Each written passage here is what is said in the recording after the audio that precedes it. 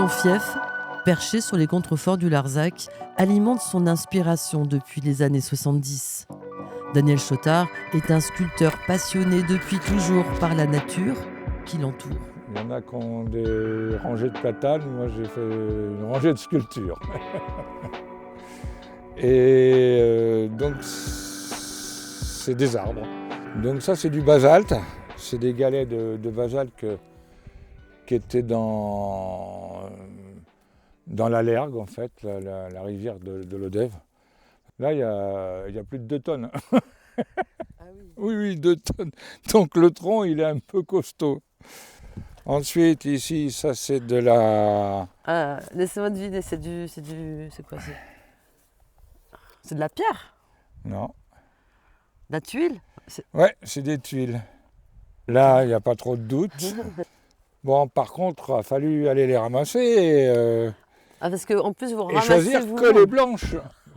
Ensuite, c'est une qui plaît beaucoup parce que ça étonne toujours les gens, vu que c'est des petites cuillères. Pas vu de loin. C'est des 250 petites cuillères, là. Alors, ces idées, elles viennent comment, en fait? Oh, la nuit. La nuit? La nuit. Je me réveille le matin et bim, allez, c'est parti, on va faire ça. Alors donc j'ai voulu qu'à chaque fois ça soit des matériaux complètement différents. Hein. Voilà. Donc là c'est on le voit, hein, c'est des moules qui sont devenus. Parfois ça devient bleu et là c'est devenu tout rosé. Ici c'est du cuivre. Alors la dernière, ça c'est que de la mosaïque. Des arbres, mais aussi des libellules qui se balancent au gré du vent. J'avais fait cette installation lors d'une exposition et puis je ne savais plus quoi en faire.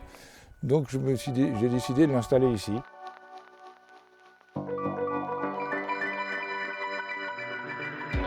Au détour d'un chemin, une grenouille.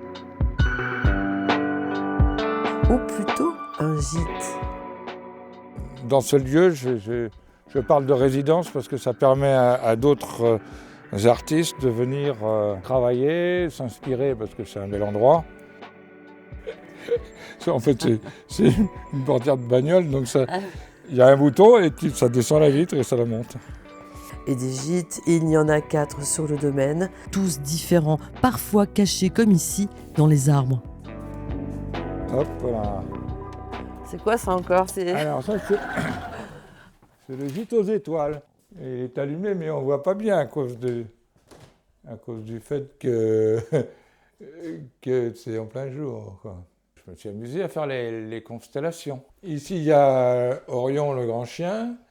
Là, il y a la grande ours.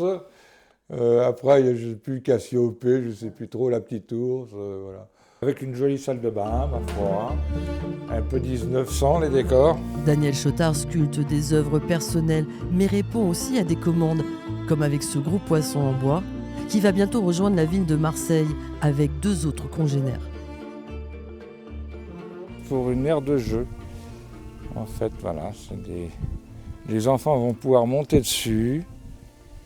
Et puis, derrière ces poissons, il y a un filet où ils peuvent aussi s'amuser. Mais bon, le gros truc, c'est qu'ils montent dessus et que papa et maman prennent en photo, quoi. En gros. Voilà. On va voir l'autre. Oui. Celui sur lequel vous travaillez toujours. Alors celui sur lequel je travaille, c'est celui qui est là-bas. Bon alors ils font un poids assez important. Voilà. Alors, en ce moment, je suis en train de lui donner un peu de caractère, lui faire les nageoires, comme ça, travailler l'œil, les barbillons. Ah ben c'était une bille de bois ronde, hein, c'était un tronc d'arbre en fait. Hein. Un tronc d'arbre, d'ailleurs on peut voir, par exemple là, on peut voir le cœur de l'arbre là, parce qu'il y aura toujours une fente, hein, de toute façon. Je la reboucherai, mais bon, elle existera toujours parce que c'est taillé dans une bille. Il n'y a pas de collage. Et donc c'est quoi comme arbre? Ah, c'est de l'iroko, c'est un bois africain qui vient de Côte d'Ivoire, celui-là. C'est un bois qui a une structure tellement spéciale qu'il résiste, il est imputrescible. Il va résister 40 ans sans bouger. Est-ce qu'on peut dire que vous êtes un sculpteur à la tronçonneuse? Je suis pas que sculpteur à la tronçonneuse. Je suis pas que sculpteur à la tronçonneuse. J'ai touché à tellement de matériaux. Mais là, pour cette réalisation, oui. Oui. D'ailleurs, je me suis fait aider par un jeune sculpteur aussi, qui est donc sculpteur à la tronçonneuse, élagueur et sculpteur en même temps, quoi. Bon. La plupart du temps, ils sont un peu élagueurs, quoi. Parce que Il manie pour manier des engins comme ça, hein, faut quand même, vaut mieux avoir 40 ans. Faut y aller.